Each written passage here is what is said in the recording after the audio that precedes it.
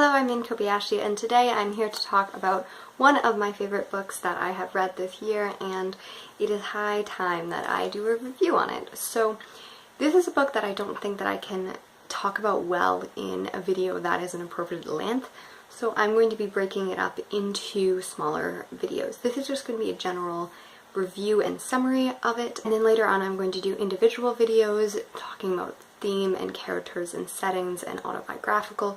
This is just going to be a mostly spoiler-free review. If you know it's about mental health, I'm going to be talking about her mental health in here. However, I feel like that's pretty well known, and even though it doesn't necessarily manifest until later on in the book, I don't think that it's necessarily a spoiler thing. And of course, since I'm going to be talking about mental health and suicide in here, I would definitely recommend, if that is something triggering for you, not to watch this video or read the book. This is a 1963 novel focused on Esther Greenwood, who is largely based on Sylvia Plath herself. It follows her after her junior year of college when she gets an internship to be part of this writing thing from her school in New York. And then it follows her returning to Boston. It is a very unusual coming-of-age story because often we see people getting better and learning about education and learning about themselves in a positive way, when this one has definitely a much more negative turn as she degresses into suicidal ideation rather than learning and becoming a better person. And Sylvia Plath herself dealt with suicidal ideation, trying to commit suicide when she was 19, and again succeeding when she was 30. It is also supposed that she dealt with mental illness as depression and bipolar too. So the other characters that are not Esther in this novel are her mother. Her mother has to work very hard after the death of her father when Esther was 9, and is very loving toward Esther, but also very traditional and not necessarily understanding of her situation. A quote from her is, "I knew you'd decide to be all right again." And this kind of shows what her mother is like. She cares and she wants her to be better, but she doesn't understand that it's not Esther making those choices. And then we also have Buddy, who is her boyfriend. He is, again, very loving toward her and kind in many situations and seeks to understand her sometimes. He reads poetry with her, but he doesn't really understand her poetry or the poetry that she's trying to show him. He kind of represents the person that Esther should be and should desire to be. It's not really what she wants her life to be. And we have Joan, who is a very interesting character. She's a character that Esther does not get along with very well, and she avidly dislikes in her inner dialogue. However, she shows this affinity for him. They go to the same college, they both dated Buddy at different times, and they both struggle with mental illness and end up being in the same mental institute.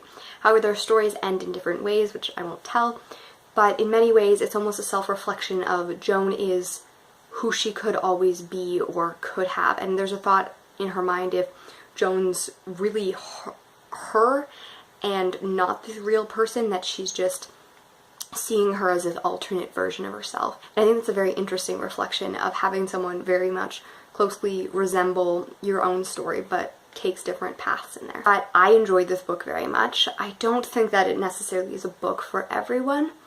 It has a very meandering plot. It isn't very plot heavy in the way of action, action, action. It is very much inside Esther's brain. She doesn't talk a lot. She's not a very outwardly talkative person. She's very reflective. I definitely think she would be a high introvert on the scale, but she does spend a lot of time with other people and have those conversations, though they don't always understand what she's coming from. I think that her personality could also be very aggravating on some people and grating. She is very melancholy and dark. She's also very self-absorbed. She doesn't necessarily think about what her actions does to other people.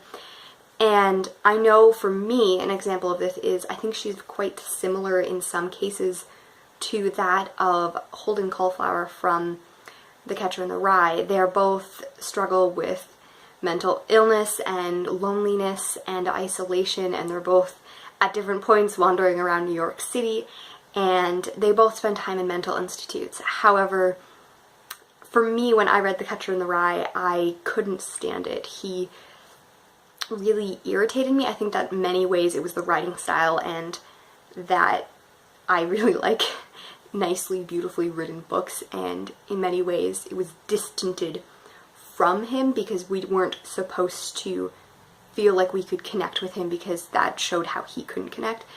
I really did connect with Esther, but I understand how other people could feel that way that I felt about Holden in The Catcher in the Rye. Although if you liked that, I would think that this book is something that you might like as well. If you don't like that kind of meandering thought processes, and I'm escaping the word that it means, flow of thought or whatever, you might not like this book. Her husband, Ted Hughes, supposed after her death that he thinks the plot could have been a manifestation and response to her years of electroshock therapy and the scars it left on her. There is very, I would say, graphic talks about electroshock therapy during this book and the effects that it has on different patients. I think that it was very difficult to read, but very powerful as well. So very cliche in the world of writing. Esther herself was very interested in writing.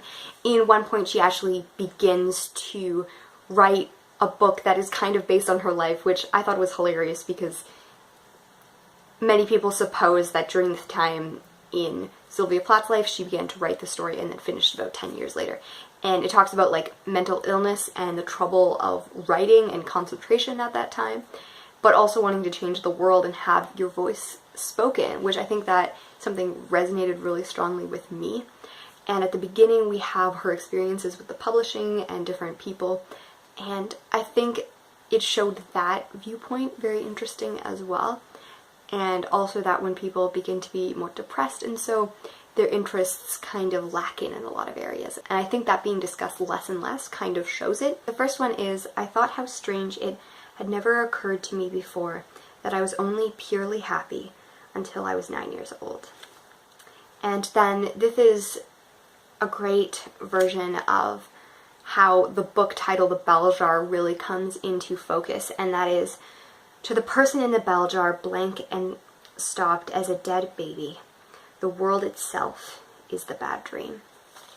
And in many ways, it is refreshing in its honesty in my mind that it's a candid response to mental illness and how it feels to be stuck as a bell jar leering over your head, and that even though it can be stifling when through it, but when you're out of it, it can always be lingering there.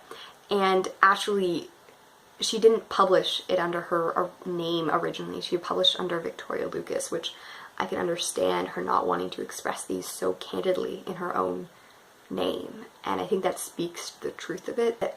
Near the end, there is another quote, and it has always stood with me so strongly.